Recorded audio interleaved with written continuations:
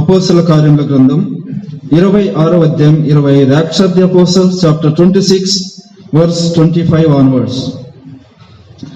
అందుకు పౌలు ఇట్లనెను, మహాఘనత వహించిన ఫేస్తో నేను వెర్రివాడను కాను గాని సత్యమును స్వస్థ బుద్ధియు గల మాటలని చెప్పుచున్నాను.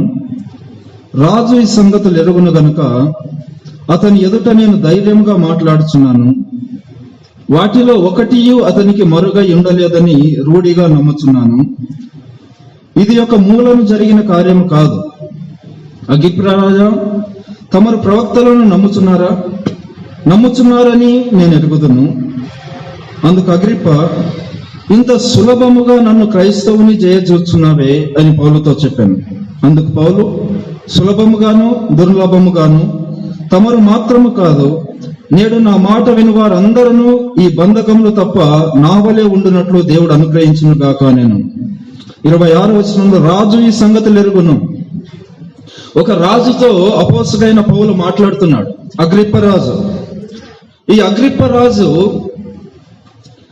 తన కజిన్ సిస్టర్ మ్యారీ చేసుకున్నాడు, పెళ్లి చేసుకున్నాడు. వరుసకు చెల్లెలవుతుంది, బెర్నికే ఆమె పేరు. ఆమెను తాను వివాహం చేసుకున్నాడు.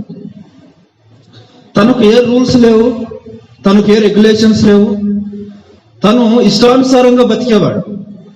కానీ ఈ రాజు లక్షణాలను గురించి మనం ఆలోచన చేసినప్పుడు ఇతడు చాలా జ్ఞాని. పౌలే స్వయంగా చెప్పాడు 26వ వచనంలో, రాజు ఈ సంగతులు ఎరుగును. He knows certain things about Christianity. క్రైస్తవాన్ని గూర్చిన జ్ఞానం అతనికి ఉంది. అతడు ఈ క్రైస్తవులు ఎవరు, వారు ఏం బోధిస్తారు, వారి యొక్క డాక్ట్రిన్స్ ఏంటి తెలుసుకున్నవాడు. Is not an ignorant king. He knows several things about Christianity so well and is a scholar. కేవలం క్రైస్తవ్యాన్ని మాత్రమే కాదు. 27వ వచనం చూడండి. అగ్రిప్ప రాజా, తమరు ప్రవక్తలను నమ్ముచున్నారని నేను ఎరుగుదును. ప్రవక్తలు, ప్రాఫిట్స్, ఓల్డ్ టెస్టిమెంట్, జుడాయిజం, ఈయనకు యూదులను గురించిన అవగాహన కూడా ఉంది, క్రైస్తవులను గురించిన అవగాహన ఉంది, యూదులను గురించిన అవగాహన ఉంది. ఇతడి మైండ్ కొన్ని విషయాలతో, కొంత జ్ఞానంతో తాను నింపుకున్నాడు. కానీ ఈ రాజు హృదయాన్ని మనం చూద్దాం. ఈ రాజు మనసును చూసినప్పుడు, ఈ రాజు మైండ్ను చూసినప్పుడు అతడు జ్ఞానం గలవాడే. కానీ ఈ రాజు హృదయం చూడండి 29వ వచనంలో. అందుకు పౌలు 28, అందుకు అగ్రిప్ప, ఇంత సులభముగా నన్ను క్రైస్తవుని చేయజూచుచున్నావే, ఇంత సులభముగా నన్ను క్రైస్తవుని చేయాలనుకుంటున్నావా పౌలు? Sarcastic answer. ఇది హేళనతో కూడిన జవాబు. ఒరిజినల్లో మనం చదివినట్లయితే దీని అర్థం ఏ విధంగా ఉంటుందంటే, పౌలా, నువ్వు అనేక మందిని క్రైస్తవులుగా చేసి ఉండవచ్చు. నీ మాటల ద్వారా, నీ సువార్త ద్వారా, నీకు అందించబడిన ఈ బైబిల్ ద్వారా, దేవుని వాక్యము ద్వారా నువ్వు అనేక మందిని క్రైస్తవులను చేసావేమో. But I'm not like that. నన్ను నువ్వు క్రైస్తవుడిగా చేయడం అంత సులభము కాదు. It's not easy to make me as a Christian. You don't fancy. నువ్వు భ్రమలో బతకొద్దు. నీ వాక్కు చేత, నీ స్వార్థ చేత నన్ను క్రైస్తవునిగా నువ్వు చేయలేవు. ఇతని హృదయం చూడండి. ఇతనికి జ్ఞానం ఉంది, కానీ ఇతని హృదయం జ్ఞానానికి స్పందించడానికి ఇష్టం లేదు. దేవుడు తన నిత్య సంకల్పంలో సువార్తను పౌలు నోట ఉంచి ఈ రాజు దగ్గరకు పంపితే, పౌలుకు దేవుడు చేసిన వాగ్దానం స్టార్టింగ్ లో, ఎప్పుడైతే అపోస్తలుడైన పౌలు దేవుణ్ణి నమ్ముకున్నాడో, దేవుడు పౌలుకు ఒక వాగ్దానం చేశాడు. పౌలా, నువ్వు సామాన్య జనుల ఎదుట నిలబడాలి, యూదుల ఎదుట నిలబడాలి, అన్యుల ఎదుట నిలబడాలి, రాజుల ఎదుట నిలబడాలి. పౌలుకు చేసిన వాగ్దానాన్ని దేవుడు క్రమక్రమంగా నెరవేరుస్తూ వస్తున్నాడు. దేవుని ప్రణాళికలో అందరున్నారు. సామాన్య జనులున్నారు, గనులున్నారు, రాజులున్నారు, యూదులున్నారు. అన్ని మతాల వారికి, అన్ని కులాల వారికి సువార్త చెందినది. కాబట్టి దేవుడు తన నిత్య సంకల్పం చొప్పున ప్రతి వారికి సువార్తను అందిస్తూ ఈ రాజు దగ్గరకు వచ్చాడు. ఈ రాజు సేవలలో సువార్త చొప్పించారు. ఈ రాజు మనసులో క్రైస్తవ్యాన్ని గురించిన ఇంట్రెస్ట్ కలిగించాడు. కానీ తన హృదయం దాన్ని అంగీకరించడానికి ఇష్టం లేదు. What a sad story.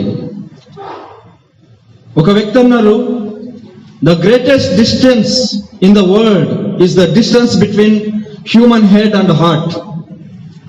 ఈ లోకంలో అత్యంత దూరం ఏంటో తెలుసా? మానవుని మెదడు నుండి మానవుని హృదయానికి మధ్య ఉండే దూరం. మానవుని మెదడులో అనేక విషయాలు చొప్పిస్తాడు దేవుడు, అనేక విషయాలను తీసుకొస్తాడు.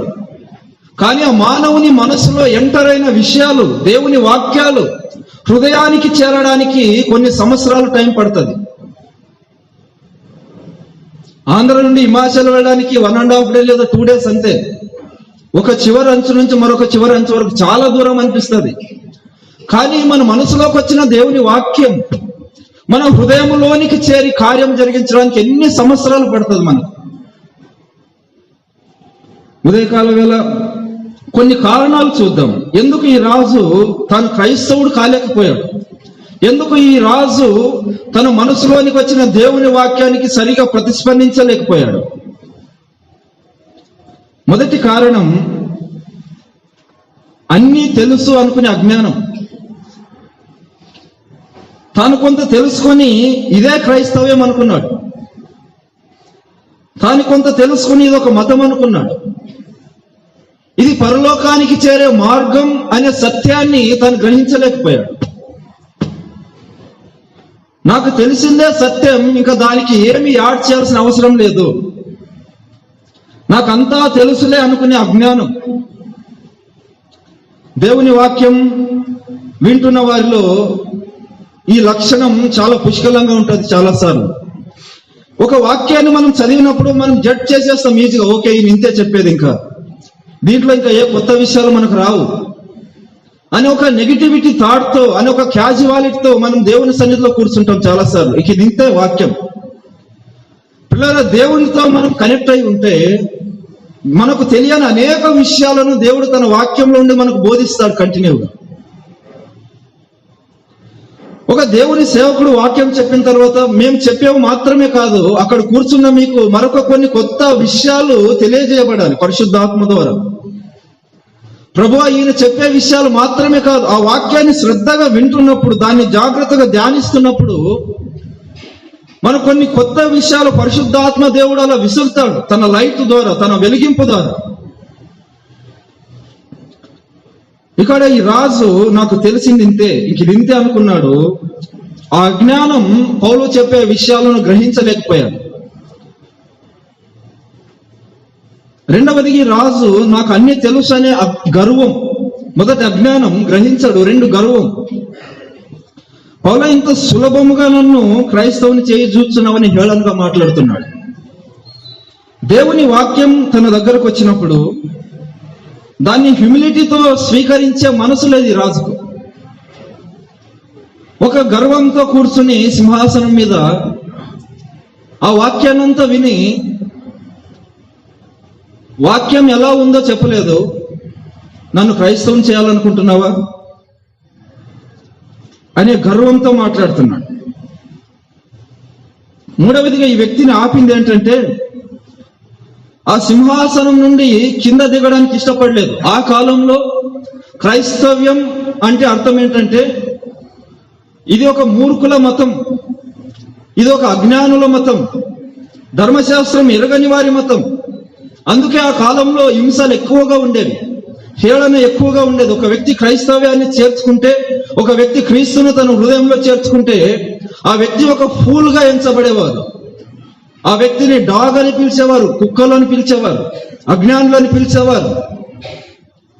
వీరు రక్తాన్ని మాంసాన్ని తాగేవారని హేళన చేసేవారు. మనం ఇక్కడ కూర్చుని ప్రభు రొట్టె, ప్రభు రసం తీసుకుని ఇది ఆయన మాంసం, ఇది ఆయన రక్తం అని బోధిస్తుంటే, దాన్ని వక్రీకరించి ఈ క్రైస్తవులు నరమాంస భక్షకులు, వారు సీక్రెట్ గా కలిసి మానవుల రక్తాన్ని, మానవుల మాంసాన్ని తినేవారు అని ఒక హేళనా భావంతో చూసేవారు. అటువంటి తక్కువ వాళ్ళ దగ్గర, అటువంటి హీనమైన వాళ్ళ దగ్గర, అటువంటి నీచుల దగ్గర నేను కలవాలా? ఈ రాజు యొక్క ఉద్దేశం ఏంటంటే, మేము చాలా ఎత్తులో ఉండేవాళ్ళం, ఈ క్రైస్తవులు చాలా తక్కువలో ఉండేవాళ్ళం. ఇంత ఎత్తులో ఉండే మేము ఇంత తక్కువలో ఉండే వాళ్ళతో కలవకూడదు. అన్నీ తెలుసు అనుకున్నాడు, హేళనగా మాట్లాడాడు, తన స్థాయిని దించుకోవడానికి తాను ఇష్టపడలేదు. ఈ 3 కారణాలను బట్టి దేవుని వాక్యం అతని హృదయంలో కార్యం జరిగించలేదు. అపోస్తుడైన పౌలు లాంటి వాడే, ఇంత మహాభక్తుడు, ఇన్ని ఆశ్చర్యకార్యాలు చేసిన వాడు, దేవుని నుండి డైరెక్ట్ దర్శనం పొందినవాడు, తాను ఎక్కడికి వెళ్తే అక్కడికి దేవుని సన్నిధి ప్రయాణం చేసేది, అంత దేవుని సన్నిధి ఉన్నా, అంత గొప్ప వాక్యం ఉన్నా ఈ వ్యక్తి యొక్క హృదయం కించింతైనా చలించలేదు. ఒకసారి మనం ప్రశ్నించుకుందాం. దేవుని వాక్యం ప్రకటించబడుతుంది, ప్రకటించే మేమంత గొప్ప భక్తులం కాదు, అంత గొప్ప మహానుభావులము కాదు, సామాన్యమైన విశ్వాసులం, జస్ట్ దేవుణ్ణి నమ్ముకున్న వాళ్ళం, అన్నిట్లో తక్కువ వాళ్ళమే. మాకంత అనుభవం లేదు, మాకంత జ్ఞానం లేదు, మాకంత భక్తి లేదు. కానీ దేవుడిచ్చిన ఆధిక్యతను బట్టి, దేవుడు మాయడుగా చూపిన కృపను బట్టి, ఆయన ఎన్నికను బట్టి, ఆయన ప్రణాళికను బట్టి ఇక్కడ నిలబడి వాక్యం బోధిస్తూ ఉండగా, ఒకవేళ మన హృదయాలు కదలకపోతే, if our hearts are not moved by the word of God, then we'll have these 3 qualities. We think we know everything, we are proud, and we are not humbling ourselves enough to make equal with all people. క్రైస్తవ్యంలో నేడు సంఘం విస్తరిస్తూ ఉండగా ఈ లక్షణం చాలా పెద్దగా కనిపిస్తుంది. Equality ఉండదు.